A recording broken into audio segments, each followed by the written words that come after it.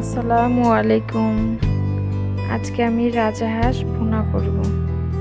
প্রথমে আমি ভালো করে বেছে ধুয়ে পরিষ্কার করে নিয়েছি, তারপরে এটা পুড়িয়ে নিয়েছি। এখন এটা আমি সুন্দর করে কেটে নিব।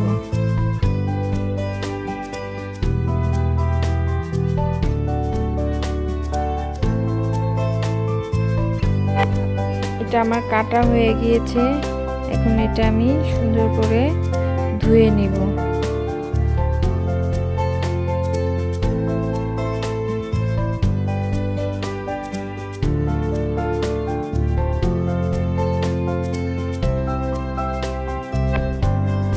আমার ভালো করে এটা ধুয়ে নেওয়া হয়ে গিয়েছে। এখন এটা আমি প্রথমে তেল দিয়ে দিয়েছি পরিমাণ মতন, পেঁয়াজ দিয়ে দিব, যেহেতু আমি এটা ভুনা করব। আর হাঁসের মাংস এটা একটু বেশি মশলা দিতে হয়, বেশি করে একটু পেঁয়াজ দিয়েছি। পেঁয়াজের সঙ্গে আমি এলাচ, দারচিনি, তেজপাতা দিচ্ছি।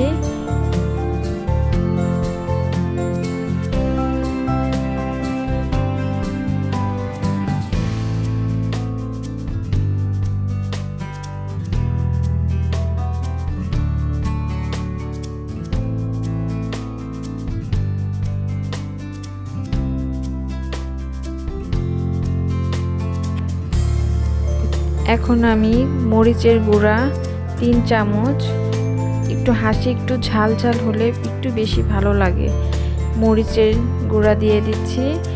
এটা আমি পানিতে গুলিয়ে নিব সবগুলো।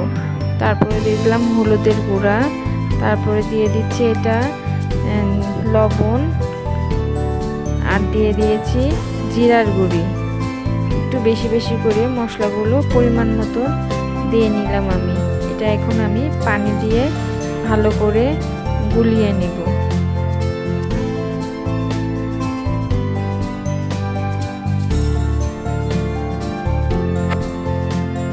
পানি দিয়ে গুলিয়ে নিলে মশলাটা খেতে ভালো মজা লাগে।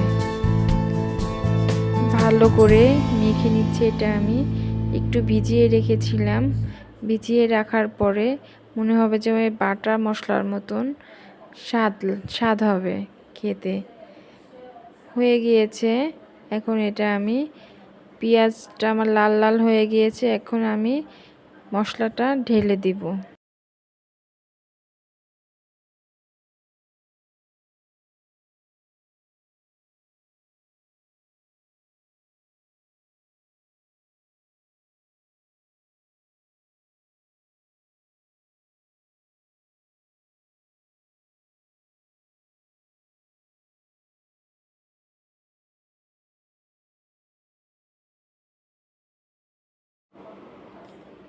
মশলাটা এখন আমি ভালো করে কষিয়ে নিব। কষিয়ে এখন দিচ্ছি আদা বাটা, রসুন বাটা একটু বেশি বেশি দিব, যেহেতু আমি হাঁসের মাংস রান্না করব। হাঁসের মাংসতে একটু মশলা বেশি দিতে হয়।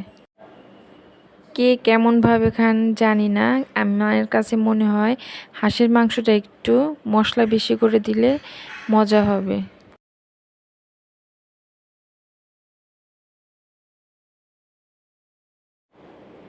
মশলাটা ভালো করে কষানো হয়ে গিয়েছে। এখন আমি মাংস দিয়ে দিব।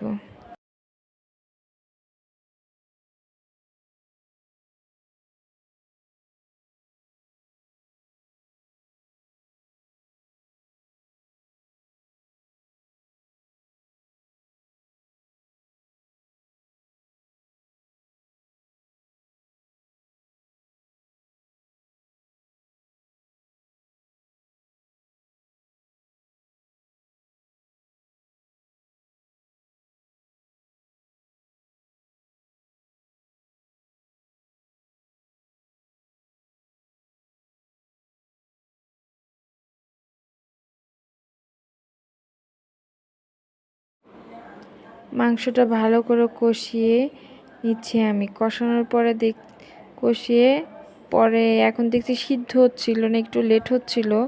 এর জন্য আমি একটু প্রেসার কুকারে 2-3টা শীষ দিয়ে নিচ্ছি। শীষ দিয়ে পরে নামিয়ে নেব। আমার রান্না হয়ে গিয়েছে, এখন এটা আমি পরিবেশন করব। আমার রান্না ভালো লাগলে সবাই কমেন্ট করবেন। আল্লাহ হাফেজ।